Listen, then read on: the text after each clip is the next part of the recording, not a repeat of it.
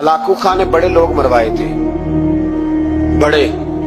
Baghdad में 20 लाख आदमी कत्ल करवाया उसने, 16 लाख आदमी उसने तलवार से मरवाया। लोगों ने ना जेरे जमीन तय खाने खोदने शुरू कर दिए। 4 लाख आदमी तय खानों में छुप गया और चुन चुन के मुसलमान मारता था। जब हलाकू को किसी ने बताया ना 4 लाख बंदे छुप गए, उसने नहरों के बंद तोड़वा दिए, दरियाओं के बंद तोड़वा दिए, पानी जेरे जमीन चला गया। आप लोगों ने ज़रूर सुना होगा कि जो लोग दुनिया में दूसरों के ऊपर जुल्म करते हैं, चाहे वो पैसे से हो, चाहे वो किसी दूसरे तरीके से हो, लेकिन दूसरों के ऊपर जुल्म करने का बदला इस दुनिया में उस शख्स से लिया जाता है। हाँ, ये एक हकीकत है। आप लोगों ने ऐसे वाक़यात ज़रूर सुने होंगे, लेकिन मैं आप लोगों के साथ एक और वाक़या शेयर करता हूँ। वो वाक़या है हलाकू खान का। हलाकू खान कौन था और क्या करता था, ये सब वीडियो में देखेंगे। लेकिन वीडियो की तरफ चलने से पहले अगर आप मेरे चैनल के ऊपर नए हैं तो मेरे चैनल को सब्सक्राइब करें और साथ में बेल आइकन को ज़रूर प्रेस करें ताकि मेरी हर नई आने वाली वीडियो आप तक ज़रूर पहुंचे। चलते हैं वीडियो की तरफ। हलाकू खां ने बड़े लोग मरवाए थे, बड़े।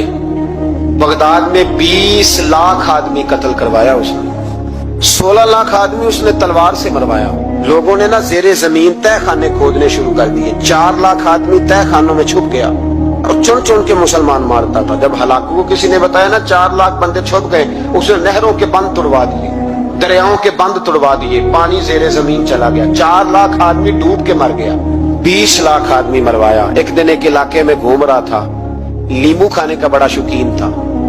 बाजार में गया तो एक नींबू खरीदा।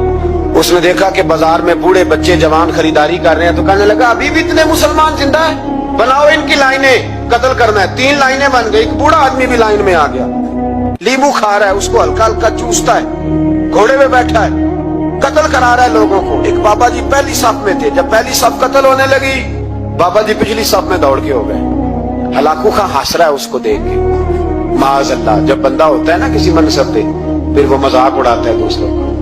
बाबा दूसरी सफ में आया तो हलाकू खां ने वो भी कत्ल कराई, तो बाबा दौड़ के तीसरी सफ में। आखिरी सफ के कोने पे जब बाबा खड़ा हो गया ना, तो सारे बंदे मर गए। बाबे को कत्ल करने लगा जल्लाद। हलाकू कहने लगा ठहर जा। कहने लगा बाबा तू तीसरी सफ में आया था, तेरा क्या ख्याल था, बच जाएगा? बाबा कहने लगा ख्याल नहीं, मेरा यकीन है कि मैं बच जाऊंगा। मेरा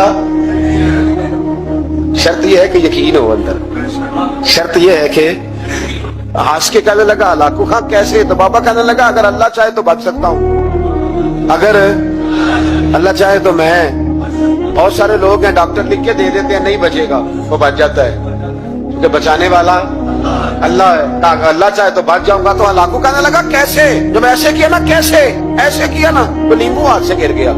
वो बच्चे प्लेयर नहीं होते, वो गेंद गिनती है तो छलांग लगा के पकड़ लेते।